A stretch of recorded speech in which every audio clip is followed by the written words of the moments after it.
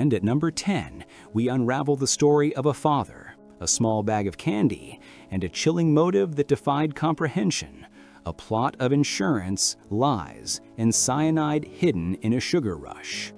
Stay tuned, because the true ringleaders were not a phantom network, but a single, manipulative figure operating right inside the home. Number 10. Ronald Clark O'Brien, the Candyman. The date, October 31st, 1974. The target, Timothy O'Brien, an 8-year-old boy, and 4 other children. The weapon, cyanide-laced Pixy sticks.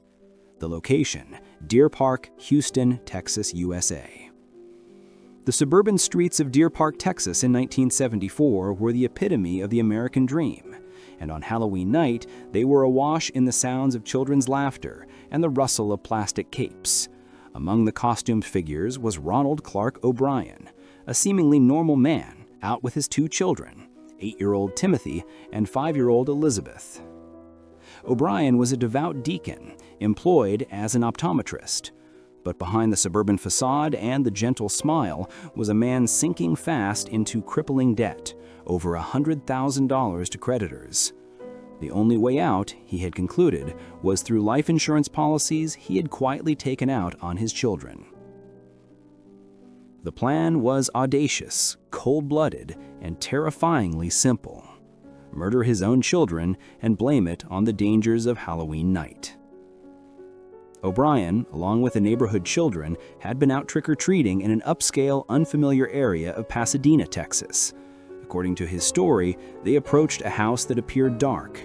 He claimed that Timothy, disappointed, ran up to the door anyway. Moments later, a ghostly shadow appeared, reaching out a hand with 5 large powdered candy sticks. He later claimed the figure, whom he described only as tall and hairy, vanished immediately, giving him 5 full-size Pixy sticks, a staggering haul for one stop. O'Brien then distributed 4 of the sticks to Timothy, Elizabeth, and 2 other neighborhood children, the Melvin twins. Hours later, the trick-or-treating was done. The O'Brien family was back home in Deer Park. Timothy, excited by his loot, asked his father if he could have one of the large Pixy sticks. Ronald helped his son open the stick, but the powder inside had clumped up. He helped Timothy shake it loose.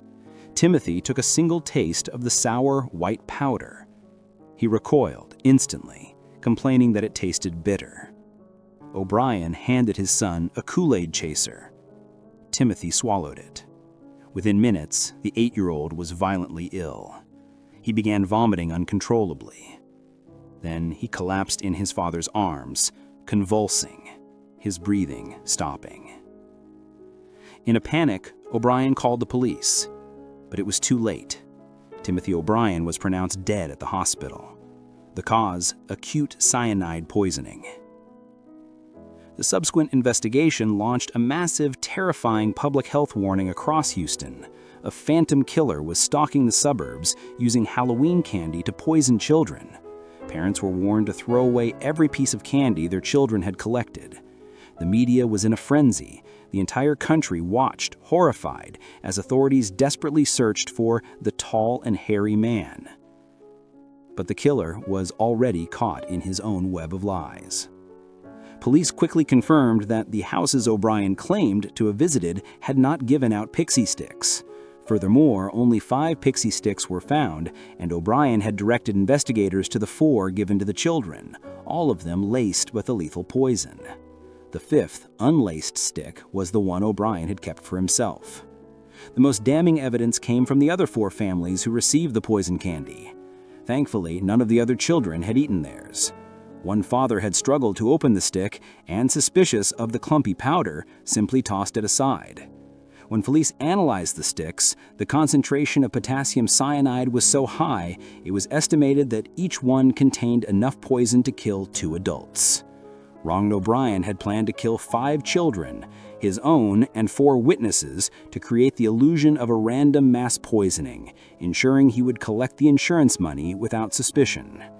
His only failure was that the poison was so potent it tasted obviously wrong, and that the other parents had just been cautious enough. The prosecution revealed O'Brien had purchased the cyanide days before the murder, claiming it was for a chemistry experiment at work. They argued the Halloween night story was a desperate theater of lies, designed to frame a phantom. The jury, within an hour, found O'Brien guilty of capital murder. The fallout from this single cruel act redefined the American Halloween. For a generation, it gave rise to the urban legend of the poison candy, instilling a deep, lasting paranoia in parents that continues to this day. The Candyman was sentenced to death. O'Brien was executed by lethal injection on March 31, 1984. His final words were a plea of innocence, but his legacy remains one of the darkest crimes ever committed under the guise of the holiday. O'Brien's calculated plot achieved its immediate goal, death, but it failed to secure his fortune and instead created a national phobia. But what happens when the poison isn't in the candy, but in the community itself? Next, we move north to a quiet Midwestern town, where a simple night of trick-or-treating became a relentless search for a missing child, leading authorities to a trusted neighbor and a terrible secret kept for years. Before we continue, tell me, where are you watching from? Drop a comment below, and don't forget to subscribe if you find these tales of history's darkest moments compelling. Number 9. Lisa Ann French, the Halloween Killer, Fond du Lac, Wisconsin. The date, October 31, 1973. The target, 9-year-old Lisa Ann French. The event, disappeared while trick-or-treating, later found raped and murdered. The location, Fond du Lac, Wisconsin. Fond du Lac, Wisconsin in 1973 was a picturesque, close-knit town, the kind of place where front doors were often left unlocked and neighbors were considered family. When 9-year-old Lisa Ann French, dressed as a gypsy, set out on Halloween night, no one in the French household felt a moment's concern. She was with friends, sticking to the safe, familiar streets. But as the autumn air turned colder and the witching hour approached, Lisa didn't return home. A nervous mother's call turned into a full-scale panic. The entire community mobilized. This was not a runaway. This was a missing child, on the one night of the year when masks and shadows offered perfect concealment. The search began that night and continued relentlessly, day after day, drawing in hundreds of volunteers and law enforcement officers. The immediate fear, fueled by the media, was that a transient or an outside predator had snatched the young girl. No one wanted to believe the horror could be homegrown. On November 17th, over 2 weeks after she vanished, Lisa's small body was found in a ditch near a freeway overpass about a mile from her home. The details were brutal. She had been sexually assaulted and murdered. The gypsy costume, a playful symbol of the holiday, had become her shroud. The ensuing investigation was a grueling, frustrating effort that lasted for years. Detectives interviewed hundreds of residents, but the small details of Lisa's last hours were lost in the confusion of costumes and the dark. The case quickly turned cold, settling into the collective nightmare of Fond du Lac. A case that seemed destined to be filed forever under Unsolved suddenly reignited decades later, thanks to the quiet, tireless work of forensic science. In the 1990s, the Fond du Lac Police Department, using advancements in DNA technology, revisited the old case file. They were able to extract a viable DNA profile from the physical evidence collected at the time of the murder. Now they had the killer's unique signature. They just didn't have the killer's name. The DNA profile sat in a state database for years, a ghostly match waiting for a body. The wait ended in 2004. The profile returned a hit: Dennis John Brantner.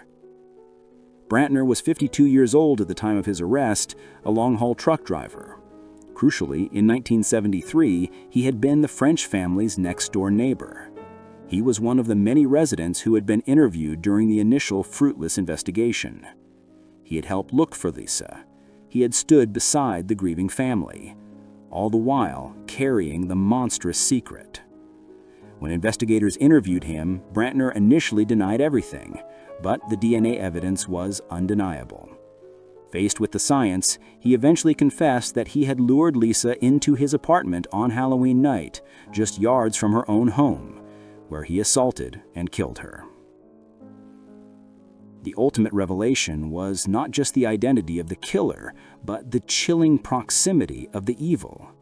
Brantner had watched the search unfold from his window, listened to the community's terror, and attended the child's funeral, all the while knowing exactly where her body lay and what he had done. He was the friendly neighbor, the trusted face, who had stood in the light while committing an unspeakable crime in the dark. Brantner was convicted of first-degree murder in 2005 and sentenced to life in prison. The fallout in Fond du Lac was devastating. It shattered the illusion of small-town safety, teaching a generation a cruel lesson. Sometimes the greatest monsters don't come from faraway lands or dark alleys. They live right next door, hiding in plain sight. It was the moment Fond du Lac realized the scariest costume on Halloween was no costume at all. The betrayal of trust by a neighbor is horrifying, but what happens when the monster on the street is operating not alone, but as part of a pair whose capacity for sadism shocked the most jaded investigators? Next, we journey to California, where the night of tricks and treats became the last night on Earth for the final victim of one of the most notorious serial killer duos in American history. That crime, which involved abduction, torture, and a terrible final tape, awaits us at number 8. But first, take a moment to like this video and let us know what you think of this shocking Halloween betrayal. Number 8. Shirley Ledford, last victim of the Toolbox Killers. The date, October 31st, 1979. The target, Shirley Ledford, 20. The event, abducted after a Halloween party, tortured, and murdered. Their final known victim before arrest. The location, California, USA. By the late 1970s, the dark reality of serial murder was beginning to grip the United States, but few cases revealed the depths of human depravity quite like the actions of Lawrence Bittaker and Roy Norris, men who became infamously known as the Toolbox Killers. The name came from their mobile torture chamber, a van filled with the tools of their trade: pliers, screwdrivers, ice picks, and most horrifyingly, a reel-to-reel tape recorder. They had spent months stalking, abducting, and murdering teenage girls across Southern California, their cruelty escalating with each victim. On Halloween night, 1979, Bittaker and Norris were driving through the dimly lit streets, searching for their next target. This was the perfect night for them. People were out late, costumes offered distraction, and a scream could easily be misunderstood as drunken revelry. Their final victim was Shirley Ledford, a 20-year-old woman who had just left a Halloween party in the Los Angeles area. She was alone, walking home. The two men spotted her, pulled over, and through a combination of deception and sheer force, dragged her into their white van. What followed inside that van was an hours-long ordeal that the justice system later struggled to describe. The Toolbox Killers did not just kill, they tormented, using their horrifying arsenal of tools to inflict pain, while Norris held the camera, documenting their sickening acts. Shirley Ledford was their fifth and final victim. Investigators were able to piece together the entire gruesome narrative thanks to the killer's fatal flaw. They had recorded the entire torture and murder on an audio tape. This tape, later known as the Shirley Ledford tape, became a central piece of evidence, capturing not only the killer's chilling instructions, but the victim's final, desperate pleas. It was a document of pure evil, considered too horrific for almost any courtroom to fully play. After the murder, the two men drove deep into the mountains of the San Gabriel Valley, where they dumped Shirley's body, the ultimate act of disrespect, hiding her among the rocks and trees. The arrest of Bittaker and Norris came just a few days after the Halloween murder, thanks to a tip from a friend of Norris who couldn't bear the secret. The discovery of their van, the collection of horrifying tools, and the subsequent retrieval of the audio and photographic evidence laid bare a conspiracy of serial sadism unlike any seen before. The trial was one of the most sensational in California history. Norris, in an attempt to avoid the death penalty, turned state evidence, providing detailed testimony against his former partner. The fallout from the Toolbox Killers case solidified the terror of the random predator in California's collective consciousness. It showed the depths of premeditated cruelty possible when two minds combined to pursue depravity. Bittaker, the primary orchestrator, was eventually convicted and sentenced to death. Norris received a life sentence, his testimony sparing him the ultimate penalty. The sickening collaboration of Bittaker and Norris ended one life and devastated countless others, proving that sometimes the true horror is simply the human capability for endless malice. But not all Halloween murders are solved so clearly. Next, we journey back to the urban jungle of New York City, where a double homicide in a Manhattan apartment remains shrouded in celebrity, drugs, and whispered rumors, a crime that unfolded on Halloween and has never been definitively closed. Before we move on to this shocking unsolved mystery, let me know in the comments, if you had to pick one of these crimes that most defined fear, which would it be? Number 7. Ronald Sisman and Elizabeth Platzman, unsolved Halloween double homicide. The date, October 31st, 1981. The target, Ronald Sisman, 36, and Elizabeth Platzman, 27. The event, both found beaten and shot in Sisman's Manhattan apartment. Case remains unsolved. The location, Manhattan, New York City, USA. New York City in 1981 was a tapestry of glamour, grime, and secrets. In an apartment on West 22nd Street in Manhattan, Ronald Sisman lived a life that brushed up against the underbelly of the city. He was a small-time filmmaker, photographer, and, according to police, a major player in the high-stakes world of drug dealing and organized crime that serviced Manhattan's elite. His apartment was a hive of activity, a place where celebrity, money, and dangerous dealings often mixed. On Halloween night, 1981, Sisman was with Elizabeth Platzman, a young woman described as a companion, a friend, and a fellow traveler in his fast-paced world. What happened inside that apartment remains one of New York's enduring, chilling mysteries. Sisman and Platzman were both found dead, beaten, and shot, execution style. The attack was targeted, brutal, and seemingly designed to send a message. The apartment itself was not ransacked, suggesting robbery was not the primary motive. The immediate investigation focused heavily on Sisman's business dealings. Sisman was known to carry large amounts of cash and had connections to powerful, dangerous people. This was not a random street crime. This was a professional hit. But who was the sender of the message? The list of suspects was long, ranging from angry drug competitors to shadowy figures from organized crime who believed Sisman had double-crossed them. The police had no shortage of theories, but a painful lack of concrete evidence. The crime scene, on a night when everyone in the city was distracted by costume parties and public revelry, yielded few viable witnesses. The case achieved a strange, unsettling level of notoriety because of a rumored connection to one of the most shocking events of the era.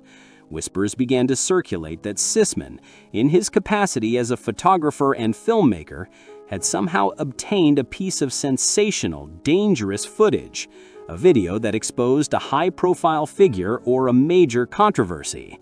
The rumor mill suggested that the murderers weren't just eliminating a drug dealer, but were silencing a witness or retrieving a piece of evidence that could destabilize powerful entities.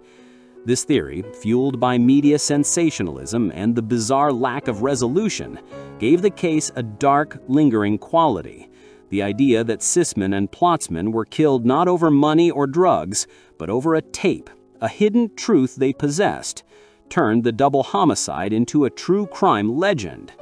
Despite decades of police work, tips, and renewed interest, the Sisman and Platzman murders remain unsolved. The killer or killers were never identified, never charged, and never brought to justice. The fallout is a testament to the enduring power of New York's dark secrets. The case stands as a monument to the chilling truth that some killers can simply walk away, masked not by a costume, but by the complex and dangerous machinery of power and silence that often operates just beneath the surface of the city's wealth. The Sisman and Platzman case proves that some doors are meant to remain closed, no matter how desperately the truth tries to leak out. But sometimes even the most closed cold case can be ripped open decades later. Next, we travel to the heart of Indiana, where the vanishing of a young man on Halloween went unsolved for over 20 years, before a sudden, shocking arrest finally brought closure and a killer to light. That astonishing revelation is coming up. But first, please smash that like button if you appreciate the deep dive research into these dark histories. Number 6. Clifford Smith. Cold case murder. Arrest decades later. The date? Disappeared October 31st, 1982. Murder in 1982. The target? Clifford Smith, 18. The event? Disappeared on Halloween night. Body found later. Suspect arrested years after the crime. The location? Seymour, Indiana, USA. Seymour, Indiana in 1982 was a typical small Midwestern town, where the local high school football game was the biggest event of the week and violence was an abstract concept. But on Halloween night, 18-year-old Clifford Smith simply disappeared. Smith, known to his family and friends, was last seen on the night of October 31st. Like so many Halloween victims, the timeline was blurry. A party here, a late-night drive there. His vanishing sparked an immediate, frantic search by the local community and law enforcement. The initial hopes were that Clifford had run away, or perhaps been involved in a minor accident and was disoriented. Those hopes were crushed on November 13th, just 2 weeks after Halloween. Clifford Smith's body was found in a remote, wooded area of Jackson County, not far from Seymour. He had been shot to death. The discovery immediately changed the tone of the investigation, from a missing person case to a homicide probe.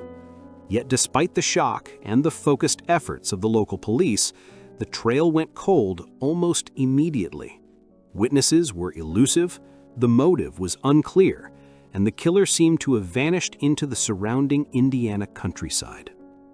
For the Smith family and the town of Seymour, the murder of Clifford Smith became a scar, a tragic, unsolved mystery that defined a generation. Decades passed. The case file, labeled Clifford Smith Homicide, sat gathering dust, moved from room to room, year after year, filed under the depressing heading of cold cases. But the passage of time can be a killer's worst enemy.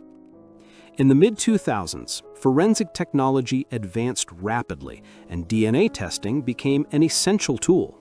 More importantly, the culture of cold case investigation changed.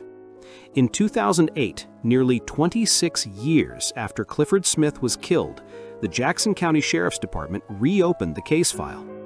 They began to re-interview the original witnesses, re-examine the physical evidence, and most critically, they applied modern forensic analysis to evidence that had been preserved from the 1982 murder scene. The painstaking work paid off. A tip led investigators to focus on a man named Billy Hizzer. Hizzer, who was 46 years old at the time of his arrest in 2009, was a familiar figure in the Seymour community. He had been a childhood friend of Clifford Smith and was one of the many individuals interviewed during the original 1982 investigation. Like the neighbor in the Lisa French case, he had hidden his guilt behind a facade of normalcy for over a quarter of a century. Investigators were able to secure enough evidence, including new testimony and a confession, to charge Hizzer with the murder. The motive, while complex, centered around a conflict between the two men, which culminated in Hizzer shooting his friend and leaving the body hidden in the woods. The ultimate twist was the arrest itself, a long-awaited reckoning that finally brought justice to a family that had carried the burden of the unknown for over 2 decades. Hiser was found guilty of murder and sentenced to 55 years in prison. The fallout in Seymour was a mixture of relief and profound sadness. It was a reminder that the shadows of Halloween can sometimes stretch for decades, but modern science and dedicated police work can eventually pierce the darkness, even after the monster thinks he's safe. The conviction of Billy Hiser closed a loop that had been open for 26 years, proving that truth, however slow, will eventually catch up. But what if the body count of a Halloween night is not just one victim, but an entire family, eliminated by a single vengeful hand? Next, we head to Ohio, where a massacre unfolded that was initially mistaken for a grim Halloween prank, forcing investigators to confront a horror that was anything but make-believe. Stay with us, because the true motive for this shocking family annihilation is revealed shortly. And seriously, hit the subscribe button so you don't miss the rest of this countdown.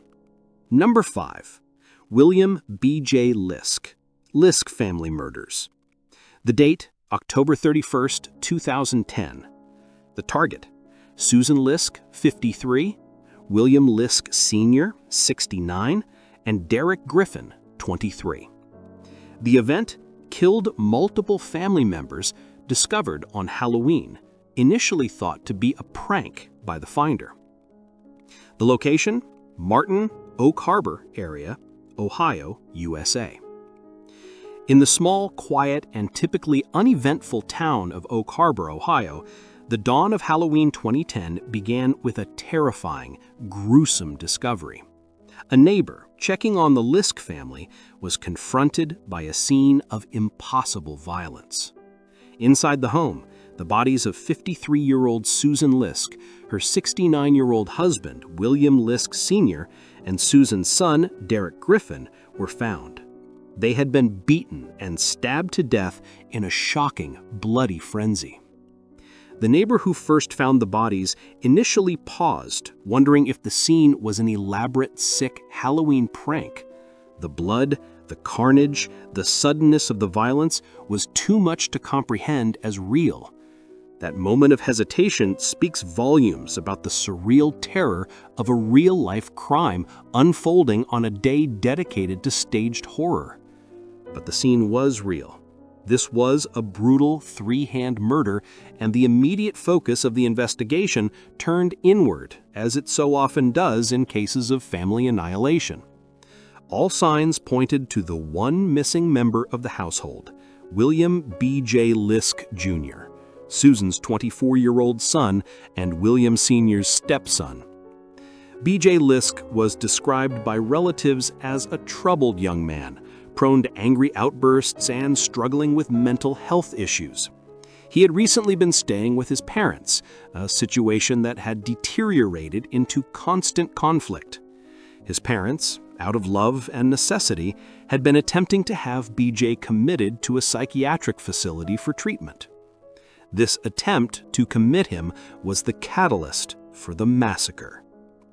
The police immediately launched a manhunt for B.J. Liske Jr., viewing him as armed, extremely dangerous, and desperate. The quiet community of Oak Harbor was thrown into lockdown, the police sirens replacing the sound of trick-or-treaters. The manhunt lasted less than 24 hours. B.J. Liske's body was found the next day in a remote wooded area of Ottawa County. He had died by suicide. The discovery confirmed the police's darkest fears. This was a true family annihilation, a violent, desperate act of vengeance by a son against his parents and stepbrother. Evidence later revealed that the murders were a calculated response to the commitment proceedings. BJ had acted on a deep, violent resentment, culminating in the complete destruction of his family. The fallout from the Liske family murders was profound. It wasn't just a crime, It was a psychological tragedy that played out on the one day of the year meant for lighthearted fear. It turned a holiday meant for escape into a permanent, grim reminder of domestic terror. The Liske murders are a brutal lesson that the greatest danger can often come from within the home, a silent struggle exploding into an unspeakable tragedy. But what happens when the violence is not domestic, but an international incident, a moment of profound cultural misunderstanding that leads to the death of an innocent foreign exchange student? Next, we journey to Louisiana, where a simple search for a Halloween party address ended in a fatal confrontation, a gun, and the devastating legal battle that made global headlines. Don't go anywhere. The story of Yoshi Hattori is coming up next. And remember, subscribing helps this channel bring you more stories like these. Number 4. Yoshihiro Hattori, exchange student shot when visiting a Halloween party. The date, October 17, 1992, went to a Halloween party address. The target, Yoshihiro Hattori, 16. The event, mistook the address for a party, homeowner shot and killed him. Trial/civil case followed. The location, Baton Rouge, Louisiana, USA.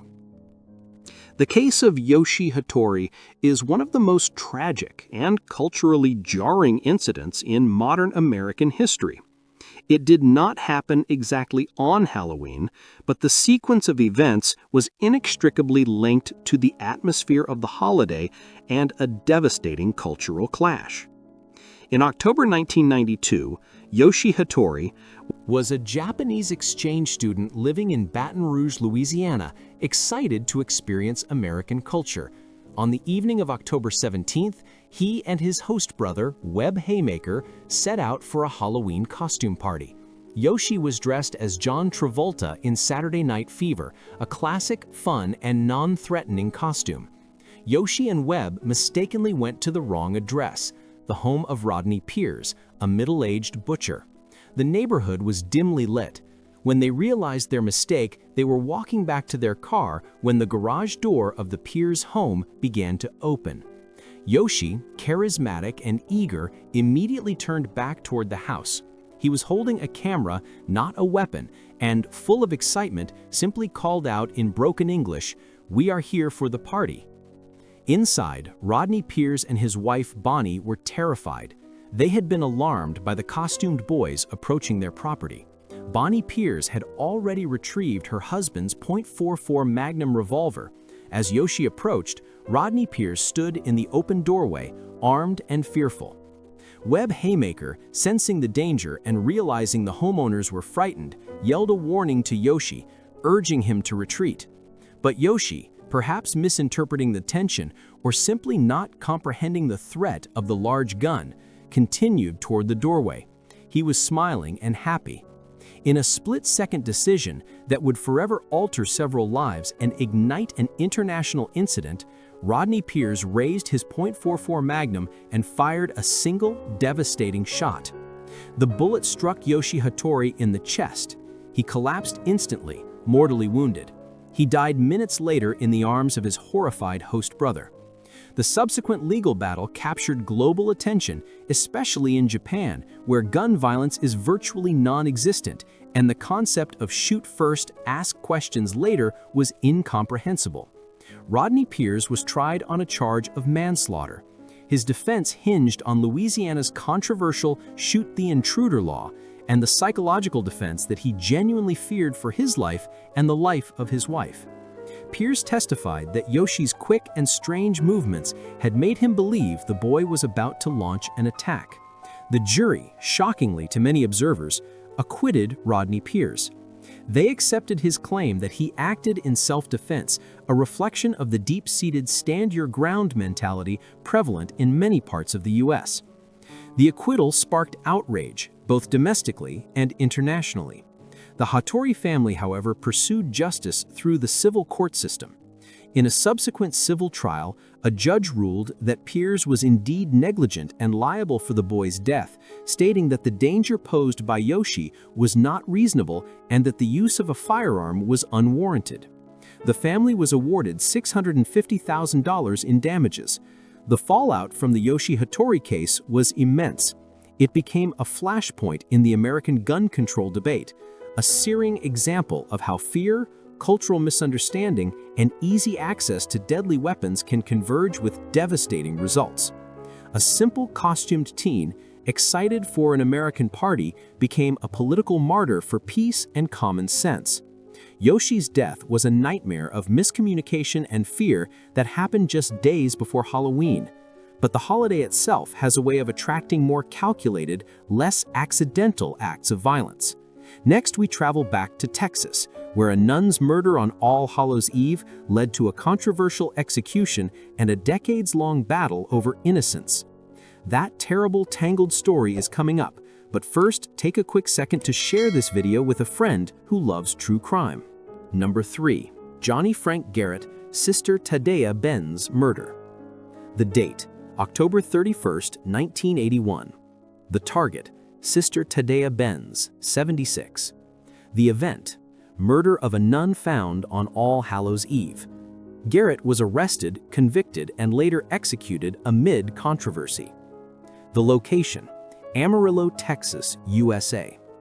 Amarillo, Texas is not typically known for Gothic horror, but on All Hallows' Eve, 1981, a crime of profound sacrilege and brutality shattered the quiet community. The victim was 76-year-old Sister Tadea Benz, a beloved nun who worked as a teacher and mentor at a local Catholic school. Sister Benz was found raped and beaten to death in the school rectory on the night of Halloween. The murder of a nun in such a brutal manner sent shockwaves through the conservative Texas panhandle. It was a crime that demanded an immediate, swift arrest. The pressure on the Amarillo Police Department was immense. Within a short time, they focused their attention on Johnny Frank Garrett, a local 18-year-old high school dropout with a history of petty crime and mental health issues. Garrett was a troubled youth who had recently been caught breaking into the same rectory a few weeks prior. Under intense questioning, Garrett eventually confessed to the murder. The evidence presented at trial included the confession, testimony from a state psychologist, and critically, forensic evidence that investigators claimed tied Garrett to the crime scene. The jury quickly convicted him, and he was sentenced to death. But the speed of the arrest and the certainty of the conviction began to unravel almost immediately, leading to one of the most controversial capital punishment cases in Texas history. As Garrett sat on death row, the case against him began to be publicly scrutinized. Legal challenges highlighted that the original confession was coerced, given by a young man with a low IQ under immense pressure. More critically, the original forensic evidence, the fingerprints and physical trace evidence, was deemed inconclusive or flawed. The controversy only escalated when just before his scheduled execution date, a separate criminal investigation began to focus on another man, Father Dennis Fricano, a priest in Amarillo with a dark, hidden past. Fricano was later implicated in other crimes of the sexual nature, raising the chilling possibility that the real killer had been hidden within the church itself. Despite the growing doubt, the courts repeatedly upheld Garrett's conviction. On February 16, 1992, Johnny Frank Garrett was executed by lethal injection, maintaining his innocence until his final breath. His final bitter words were a curse on the community and the state that was killing him. "I hope you all choke on it." But the story didn't end there. In a stunning postscript, decades after the execution, the case was reopened. DNA testing was finally conducted on the seminal fluid evidence collected from the original crime scene. The results, tragically and definitively, excluded Johnny Frank Garrett. The DNA profile instead matched that of Father Dennis Fricano, the priest who had been a suspect years earlier. However, by the time the DNA results were confirmed, Fricano had died, having been institutionalized and never facing a criminal trial for the murder of Sister Tadea. The fallout was catastrophic. Garrett became a symbol of a monumental miscarriage of justice, a young man executed by the state of Texas for a crime he did not commit, while the real killer was a man of the cloth who died untouched by the state's wrath. The case of Johnny Frank Garrett is a permanent black stain on the Texas justice system, a horrific and irreversible mistake. But sometimes, the victim is not just a symbol of faith, but a symbol of society's privileged elite, where a Halloween party becomes the cover for an old money scandal. Next, we dive into the infamous murder of Martha Moxley, a case tied to the Kennedy family tree where a golf club and a costume party led to a half-century of suspicion, convictions, and vacating appeals. That tale of privilege and murder awaits us at number 2. Subscribe now so you don't miss the final 2 most chilling crimes on our list. Number 2. Martha Moxley, murdered after attending a Halloween costume party. The date: night of October 31st, 1975. The target: Martha Moxley, 15. The event: teenager beaten to death with a golf club, case later tied to Michael Skakel, conviction vacated and revisited over time. The location: Greenwich, Connecticut, USA. The Belle Haven neighborhood of Greenwich, Connecticut is synonymous with old money, extreme wealth, and quiet power. On the night of October 30th, 1975, this insulated bubble of privilege was violently shattered. 15-year-old Martha Moxley, a popular and vibrant high school student, was last seen around midnight. She had been at a pre-Halloween party, a casual costume gathering, at the home of her neighbors, the Skakel family. The Skakels were related to the Kennedy political dynasty, adding a layer of media scrutiny and power to the unfolding tragedy. Martha's body was found the next day, Halloween morning, beneath a tree on her family's property. She had been brutally beaten to death with a Tinsley 6-iron golf club, a weapon later identified as belonging to the Skakel family. The immediate investigation zeroed in on the Skakel brothers who were present at the party that night, Thomas and Michael.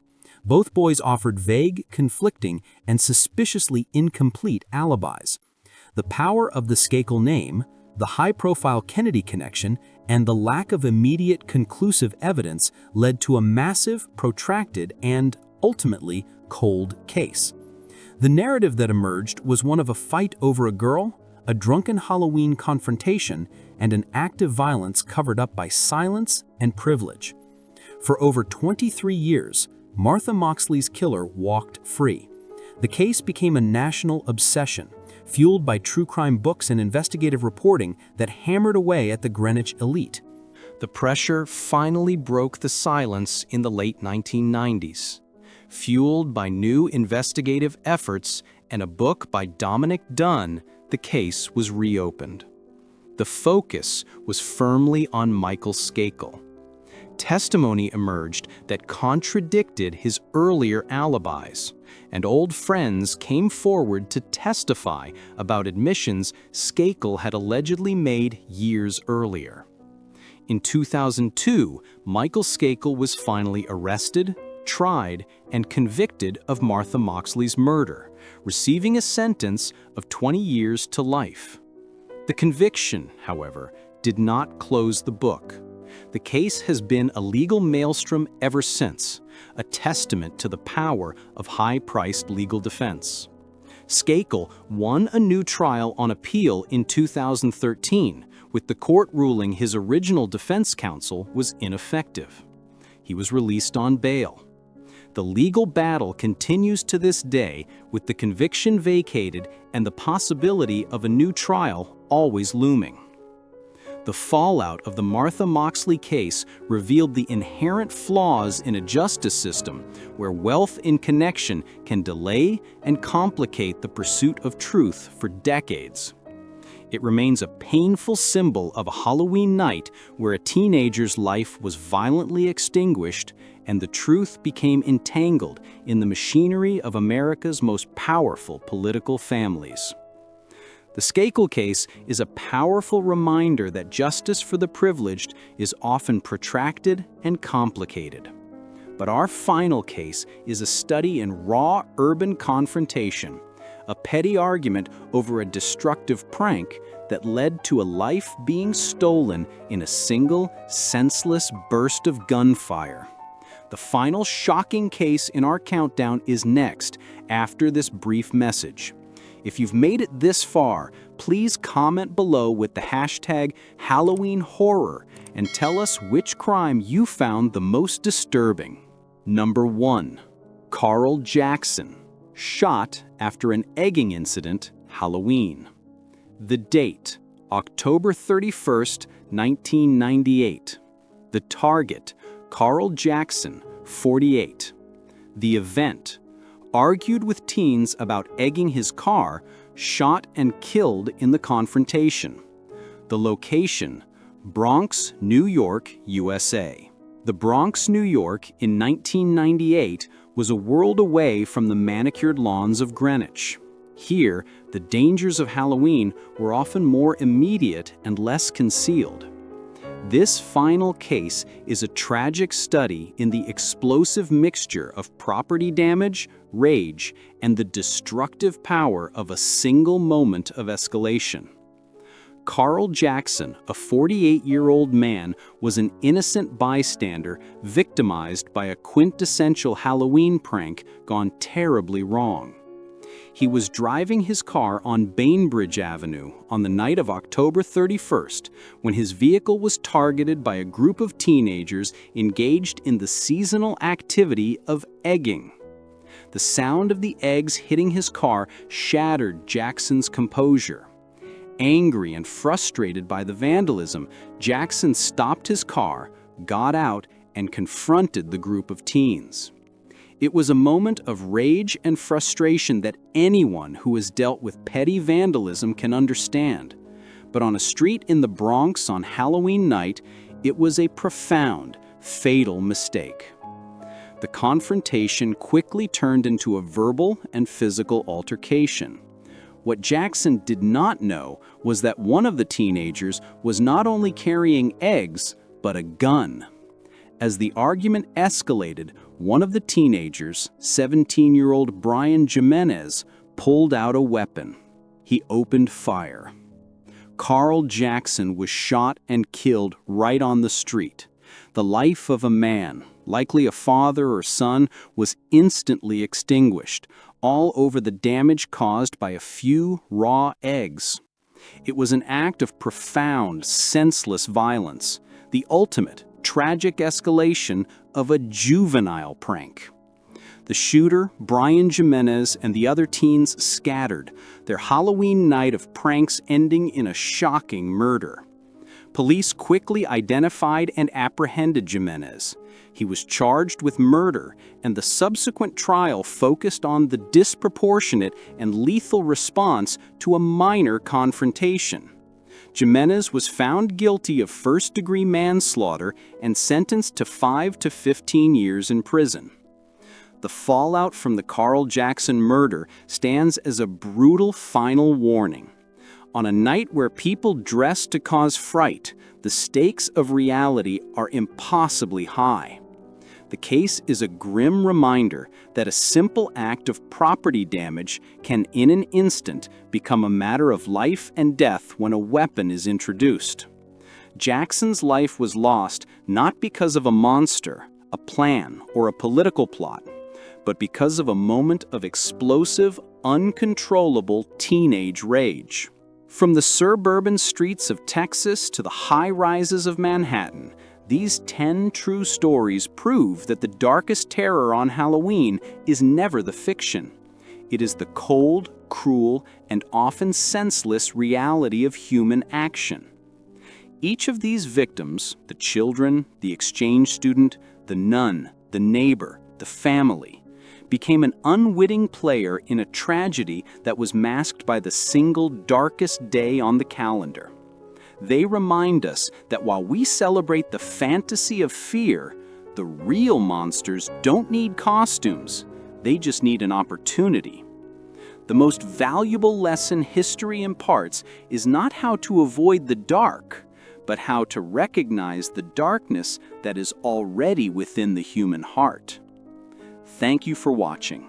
If this deep dive into history's scariest truths has made you look at Halloween differently, please like the video, share it, and hit that subscribe button for more documentary deep dives into the secrets that shape our world.